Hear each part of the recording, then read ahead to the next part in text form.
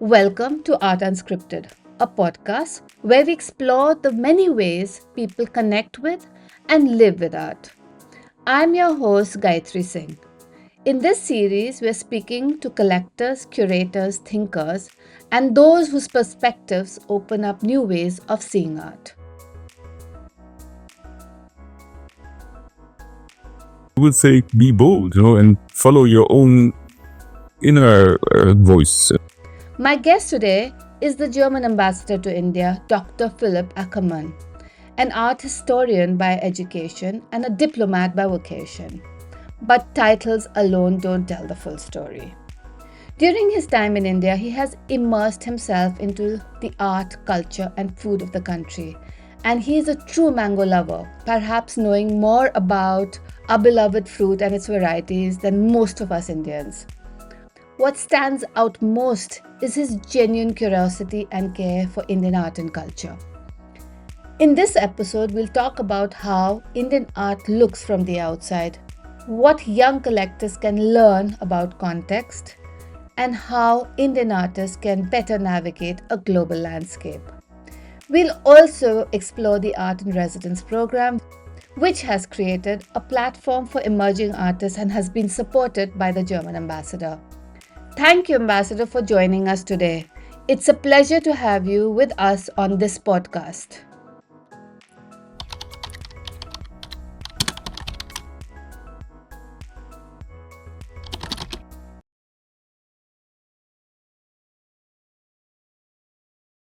So thank you so much. Thank you for having me. It's very kind of you, Gayatri. So my first question is, as someone with an art history background and be posted to India, how has it been looking at and discovering the art and culture in the country?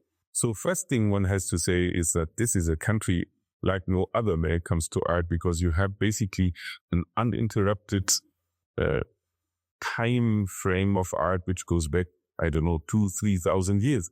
And wherever you go in India, you discover something where Indian art, so specifically Indian art, and not only Indian art, you say Tamil art or UP art or Bengal art, is old and is part of the daily life of people in such a way, and that I think every Indian somehow is confronted with art in one or the other way. Yeah, you have Durga Puja now.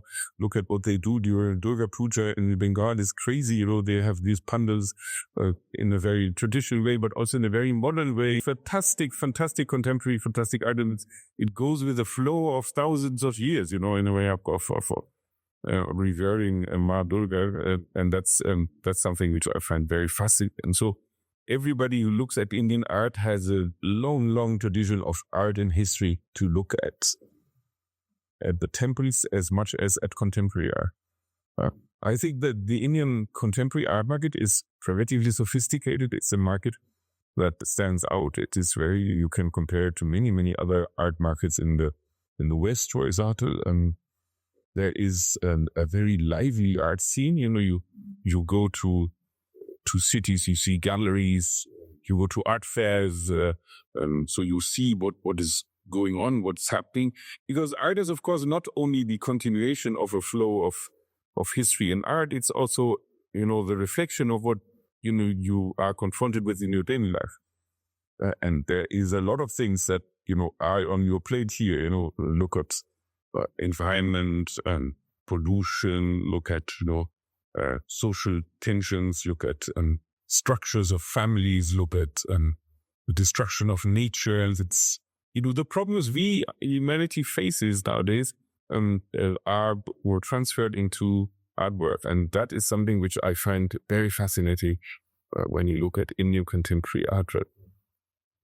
What do you think are then its strengths in the Indian contemporary art world in terms when you see artists? And where do you see gaps? So I think that the young artists are surprisingly self-confident, I would say. The artists I've met, younger artists, artists that are, 25 to 40 years old, and they have to tell something, they have to show something, and they do it with a great self-confidence. So they know that they are really special and they are good also. That's something which I always appreciated. There is no, there is modesty, but no silence, or people are not scared of talking about their art.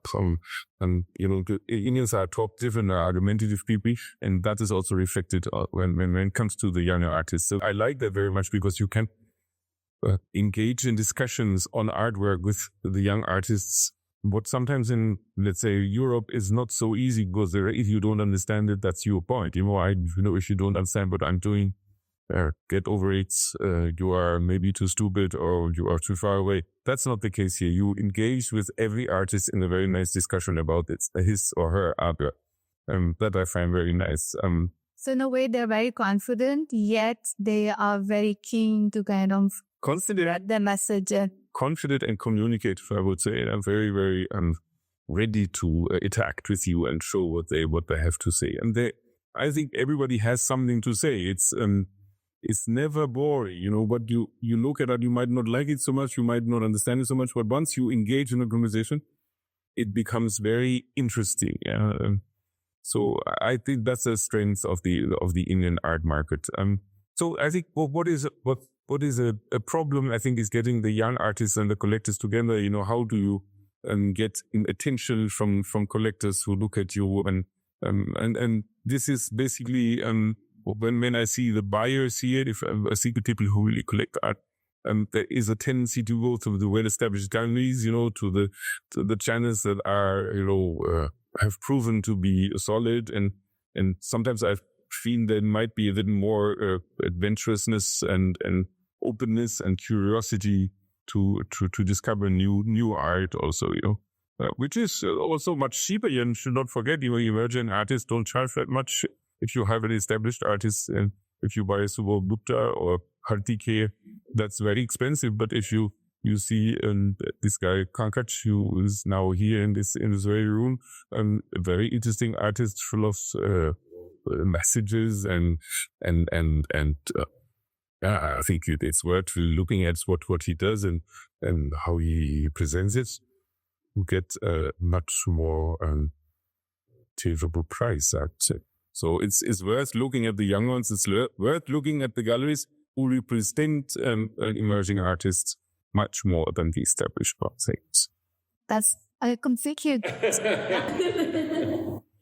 In aspects, are there certain aspects that you feel when you look at Indian art, it's difficult to kind of translate it, to a global audience, or do you feel that that's not there as much? So, I have seen the artists I've seen, the younger artists I've seen, the emerging artists I've seen. I think what they show is completely understandable for everybody in a way.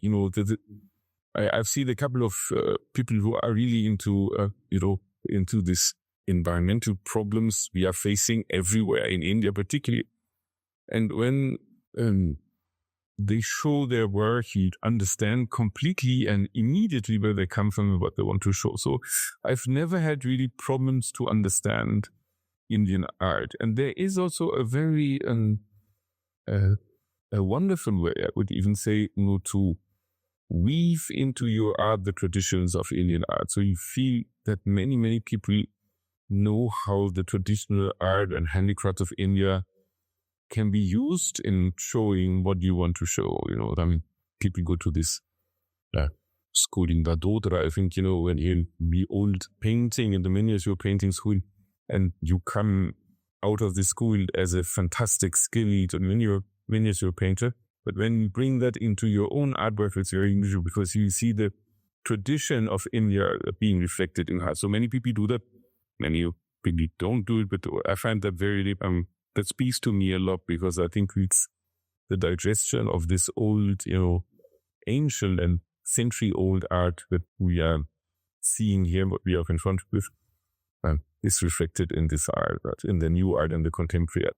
So you find the ones that are very rooted and bringing in, the traditional Indian culture. It could be either the medium or the culture. Yes, and without being limited to just replicate what you're seeing in the museums, but you work with this old technique in your own art. And I find that very, very seducing. I think it's very beautiful. We are planning an interesting show which is contemporary miniatures. Oh, nice. So the artists inspired by miniatures, but that practices contemporary. So I'm also looking forward to that. It's very big there. Very good stuff you'd see. Very good. So one question of the Art in Residence program, what inspired you to kind of look at the emerging artists? It's a good story because, when I came here 3 years ago, I saw the art that the federal government put in this room and I really didn't like it. I thought it was really ugly and uninspiring. And I told Berlin, I said, you guys, you have to send me new art. This is really unacceptable. And the people in Berlin said, I'm sorry. We are sorry. The person who looks after the art is on a several month leave and we can't help you right now. And I said, okay, if you can, then I have to help myself. And then we found the art concept and we felt that making this room here a sort of a kind of a gallery that artists can come here, look at the room and the 4 walls or the 3 walls basically of this room and curate their own work here is very nice. I think for an artist, it is a very satisfactory thing to have one room being covered, being decorated with their art. And I think this is number 5, if I'm not mistaken. And I think it is every time is a great success. So every time after a while, I feel that this art should stay forever. I don't want to change it. So it's something where we feel, once the artist comes here and sees how the paintings and the work are displayed in the best way, it is very perplexing. And I really enjoy that, every 5 to 6 months, there's a change here. And every guest who comes here realizes the change, and, we start talking about the art in the room. So there's always a digital conversation on the Cyborg art, which I really like also. This is not only business and not only discussion on questions we want to elaborate on, but there is also a little art aspect, which it becomes a nice conversation. Yes, a nice conversation, much nicer.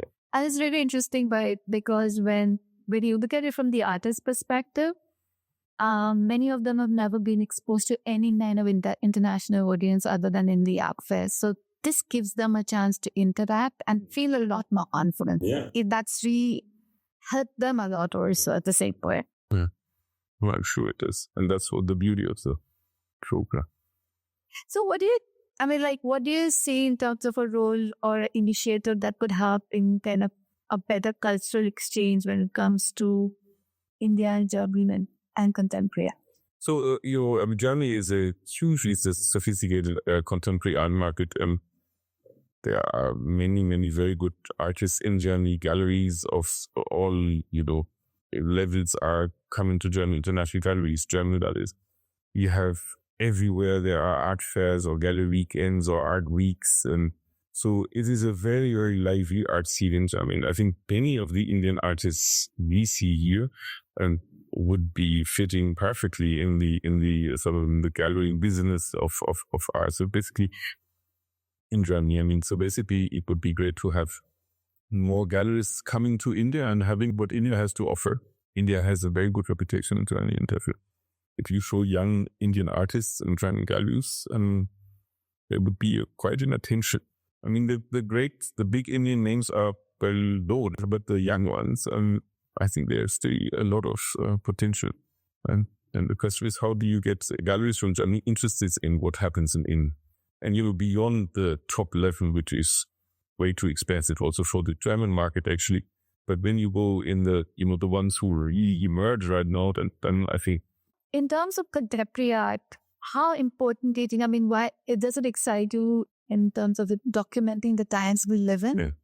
That's why I became an art historian, because I think the art is the most comprehensive document of our history. When you see the old art and you start reading old art and daily life, power play, psychology, chemistry, food, everything comes in art, and it's a very comprehensive document. It's a wonderful document with all the little details it gives us. And therefore, I think looking at contemporary art reflects very much. It's a wonderful source of understanding what people are concerned about in this country.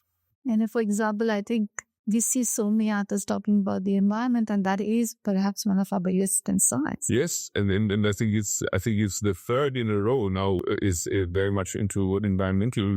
𝗖𝗍 was very struck then in Shantanu and Pankaj now, and they are all, they see in destruction of nature, they see the problems we have through industrialization, through pesticides, through pollution of rivers, pollution of air.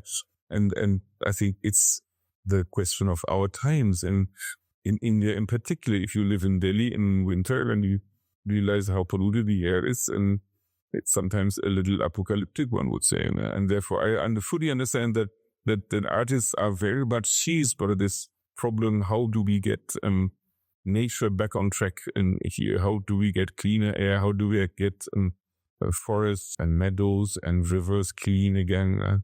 How do we create a natural environment so that we all can benefit from it? And I think it reflects perfectly the big questions and problems we are faced with. True. So do you believe, in art plays a really important role in someone's personal life, and why you think personally people should engage with art?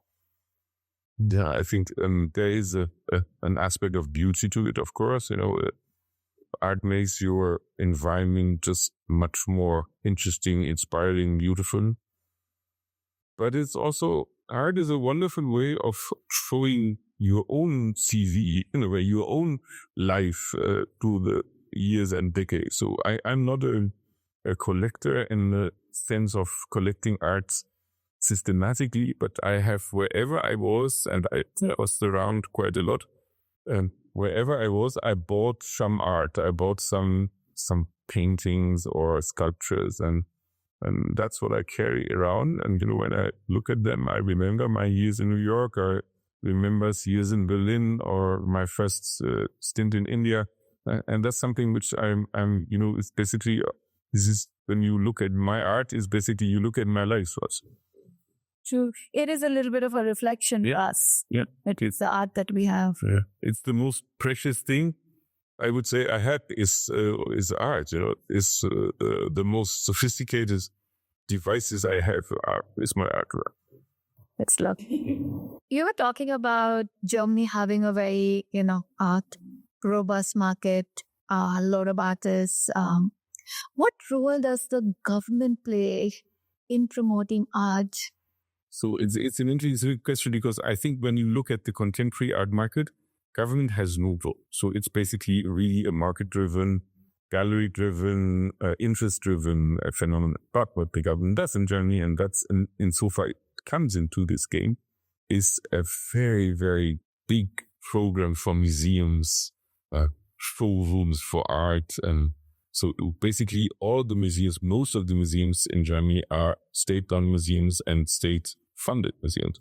And when you go to the cities, and I'm not talking about Berlin only, but also smaller places, you have a very, very lively cultural and arts life in these museums. So basically, there are shows every second month. There are exhibitions coming.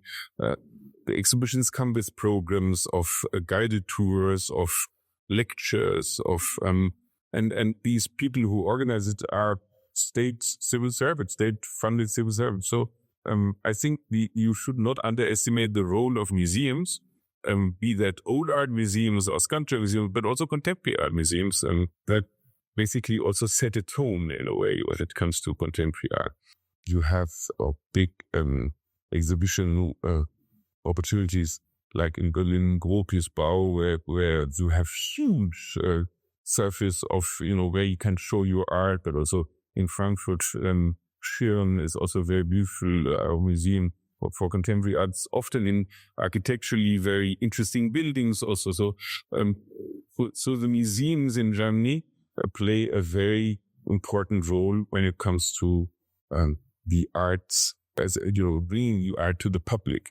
And insofar, I would say that even though the gallery specific, the weekends, the art fairs, that's all privately funded, but the museums play a big role in creating awareness for art in the people's mind. And also, I think a lot of young kids get an opportunity to go and build that interest. Exactly. Right, yeah. So there, in every big museum or also smaller museum, there's programs for kids, programs for students, for schools. We have, I know that my sisters sent their kids for years to art courses when they were very small in the museum. So the museum is offered at a very, very low price. You can send your kids and discover how one paints and what one can paint and look at paintings. And so you get a very early, I think, feeling for art if you want. Tell us a little bit about your journey as a collector. Do you remember your first piece?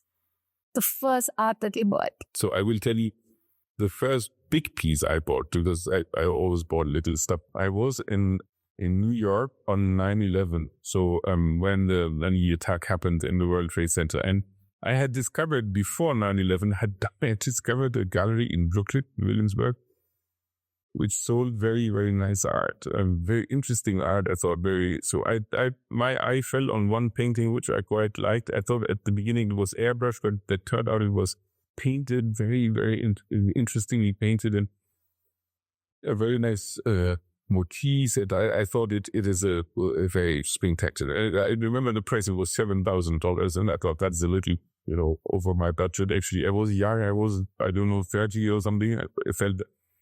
So then 9/11 happened. It's a bit of a strange story.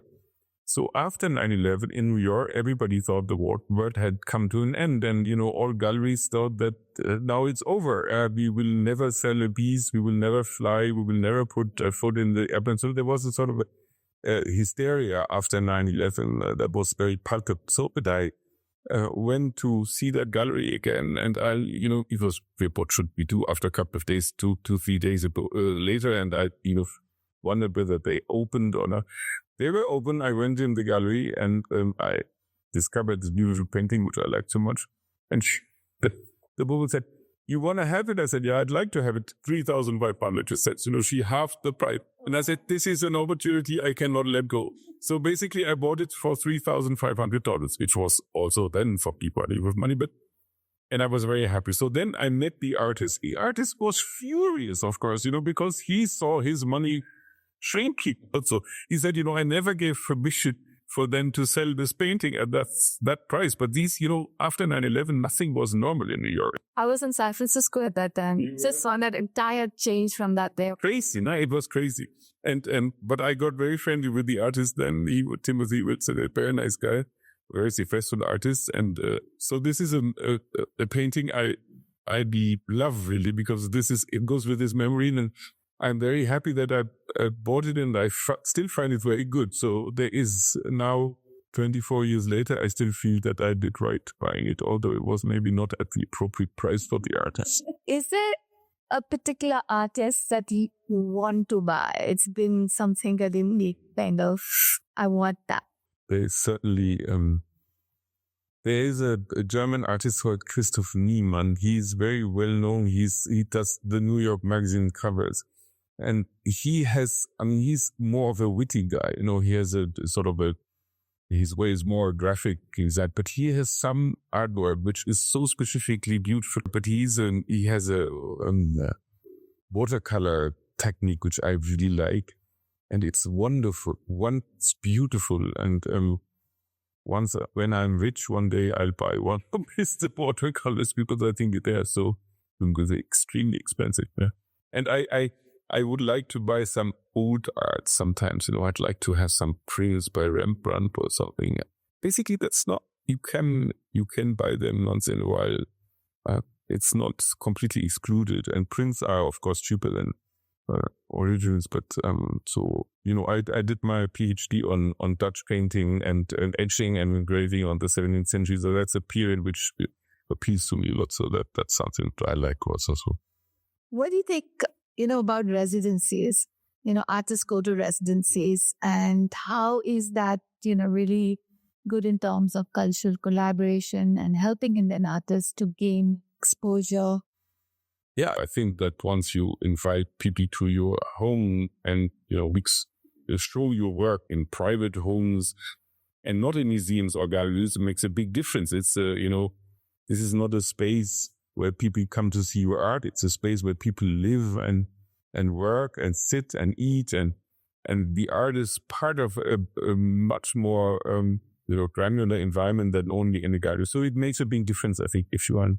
And I think art changes the rooms in a very striking way. Every room becomes very different when new art is there. And therefore I think it's a wonderful moment to get art in your likes, in this room. So for ambassadors. So I would say that it makes the art speak in a different way. It makes the art influence you in a different way other than in a gallery where you see. And it shows if art works in a room, then it's art of a certain quality. It's a good art. I would recommend this, this program to go to residences and try to, do once in a while a piece show or something in an environment that is more a living environment and a working environment. Is a very good opportunity. And you have a lot of guests here that might be visiting India for the Yeah. Have you, does seeing this kind of change the perception of Indian art? It's interesting because people are different. There are people who are not so much into art, so they don't look around, and if you draw their attention to the art, they say, interesting, you're right. But there are people who come here and say, oh, that's interesting here. This is interesting. What is this art? Where does it come from? Is that your art? And you are in a conversation very, very quickly. So I think what my aim is here, when people from Germany come, when the foreign minister was here 3 weeks ago, we had an interview here with Santanu's art still. And my aim is that they discover that India is not only the incredible India everybody dreams of, temples and dancing elephants and beautiful saris. No, it is more than that. It's a very lively and extremely inspiring and intellectually intriguing art scene. And I think that in many ways is also I succeed into it. So thank you for that, because it's really the contemporary Indian art scene is not as well known. It will be. You will be seen. So, when you go to the art fairs in Mumbai or Delhi, you see that there is more and more international attention. And I think this is a very, very lively art market, which is on many, many people's reference of radar screens now. So don't worry, it's coming. But it's, that, of course, many emerging artists need a little help. It's not something that comes automatically. But you've already seen the difference, I think, in the last 5 to 10 years as Indians, globally get more wealthy. There is a lot more contributions coming from Indians, and then, for it, this kind of spreads it a little more. And you have really, really good art collectors here, and really, really Soundani, Tirunada and Lekapodas, and you people who really know their stuff and have a very good feeling for art, and they have an international reputation. This is really world-class art collecting. True. So what would you give as for young collectors in India that are now, what's really interesting is there's this whole new generation of young collectors who are looking out to collect. What would, your advice be to them? I would say, don't go for the well-established stuff, I have artist friends who are very, very well known and can ask a lot of money for their art. When you buy their art, okay, you are on the safe side, and you have a markant coastline in your house, then you are an art collector with a certain, prosperity, but also you have chosen a very, very good artist. But I think if you start collecting, you should be a bit more audacious. You should be a bit more bold and try to figure out what is really the art that you like. What art does speak to you immediately? Where do you feel something happens with you when you look at it? So be individual in your composition of your collection. Try to figure out what you personally, individually think is good art, Don't go after the mainstream. Try to figure out what is your taste, and then buy in a little more bold way maybe, and you could also buy something at a lower price, which after a while turns out not so good. That there's something. Don't go for the super expensive super artists, and try to figure out what is your art. And then maybe you do a mistake, you commit a mistake once in a while. You buy something that turns out not to be so good. But that, if you want to be a good collector, must be part of the game somehow. You can't just hit every purchase as a topper. You can't do that. You have to figure out what is your thing, what do you like less, is it which technique do you like, which your size do you like, which colors do you like. So don't look so much what others like. Getting a taste of art is an accomplishment. It's not coming overnight. You have to learn, you have to look, you have to experience, you have to get a certain routine, and also a lot of exposure, I would say, before being able to decide what you want and what you don't want. So where you're saying you're even discovering yourself? Yeah. I think I'm completely true. I'm convinced by that. Art is part of your journey to your inner self. And there is no doubt. And therefore, I would say, if you are a collector, there is so much good art here everywhere. Go and look, search it, look after it, and find what you really like. Buy it, and if you commit an error, then buy next time better. This is something that you should be ready and prepared for. So a lot of people look at research and say that you might want to research the artist, but you're saying follow instincts more. Yeah, I understand that the collector says, I'm young, I'm not so experienced, so let's look what the others buy so that, I don't make any mistakes. But you have to also be so free. You have to accept the fact that you can also make mistakes when you buy art. So I would say be bold, and follow your own inner voice, when you look at art. And it's not something that comes overnight. I said it, you need to have a little look at more and more, and refine your tastes, refine your own idea, refine your judgment by looking and buying, and then one can sell also. There's no, if you buy something, if you don't like it after a year, sell it again. That's also a possibility. I think there is the Indians are in a way conservative, I would say. No, it's not. You don't find really bold people. There is a tendency to say, "Oh, let's go for the established benefit."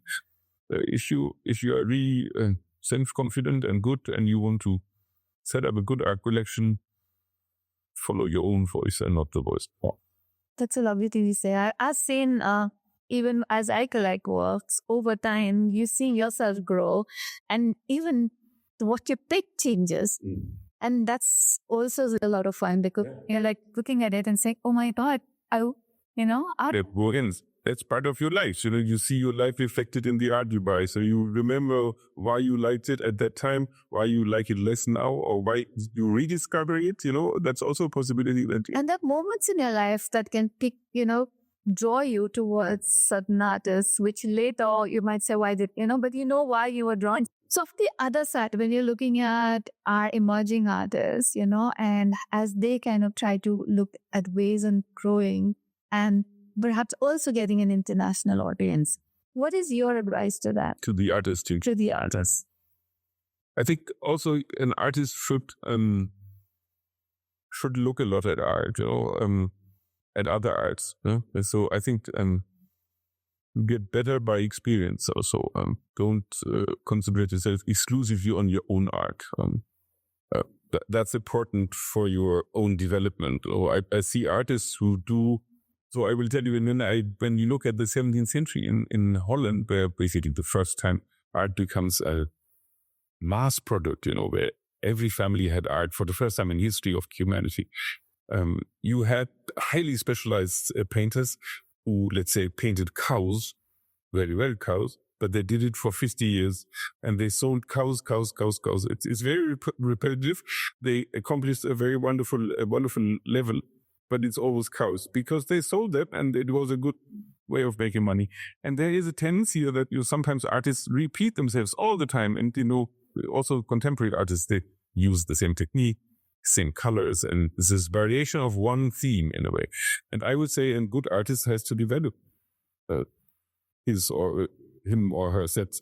So and that comes also to be exposed to other artwork. And so I would advise every artist also to look at other artwork. Most of them do. I think it's not a.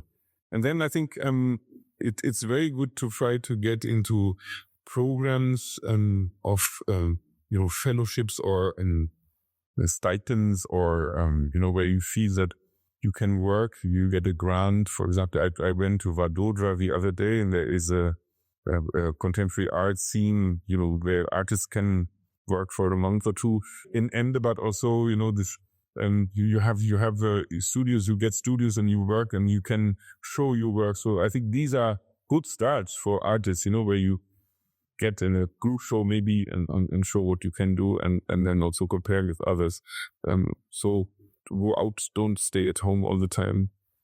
Try to get into contexts where young artists work and where a young artist's work is shown, and that's I think the best way to get out in the open and try to create interest. And in same note, what would be your advice to galleries in India? How could they kind of present themselves better, do more stuff for their artists? I think, I see your gallery and I see the way you are dealing with your artists, and I find that extremely convincing and very extremely considerate. When it comes to the artists, I feel that you really look after your artists, and as they are young and emerging, I think they feel enormous amount of gratitude also for a gallerist that is really trying to promote them and to show their quality.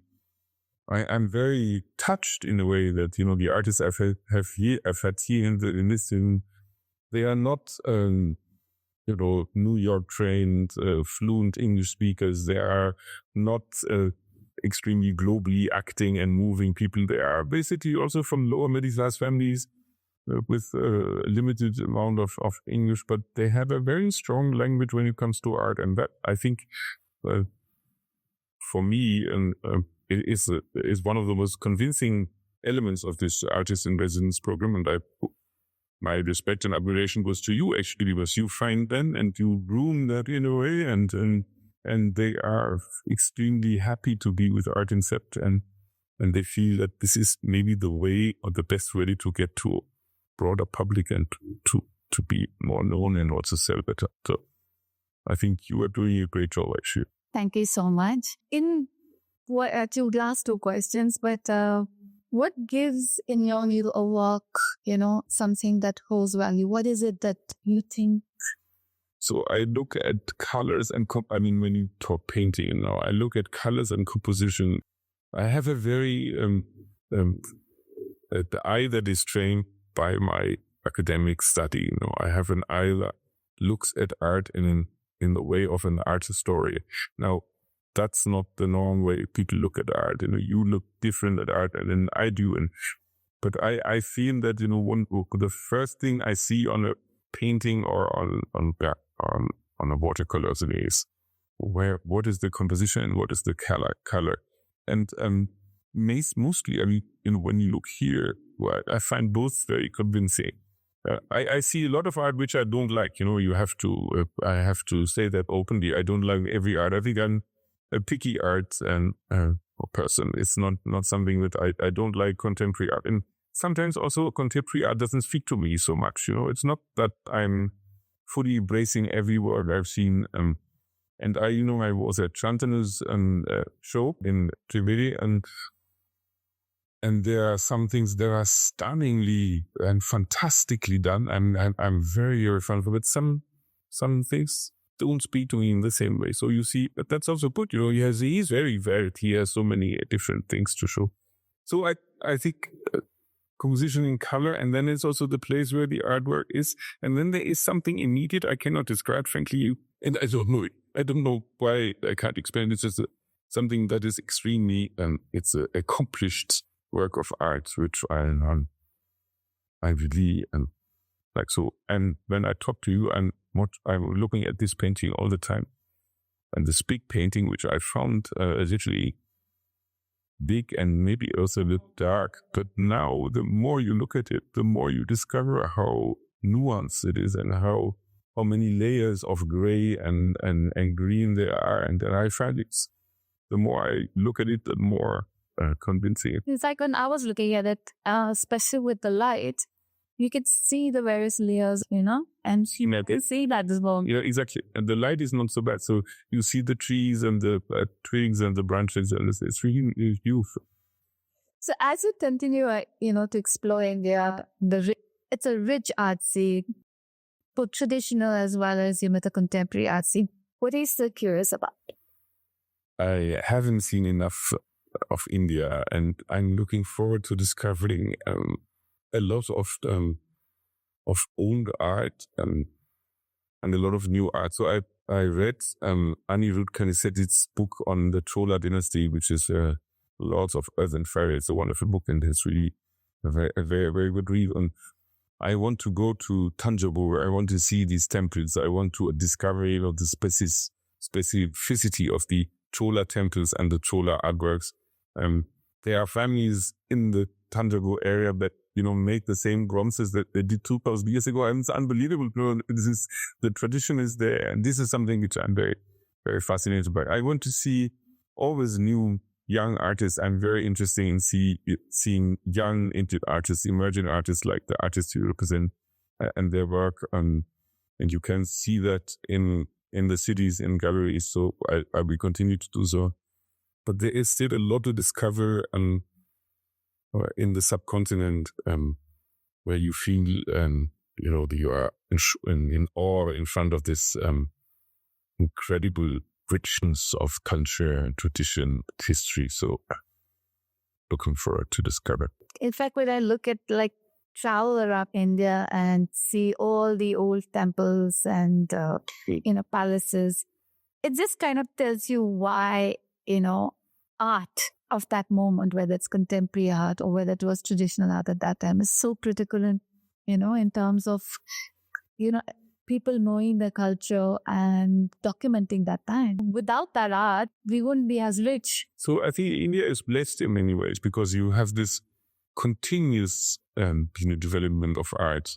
It comes Harappa culture and goes until the British, and now after independence, the beautiful art in India has come up with after independence.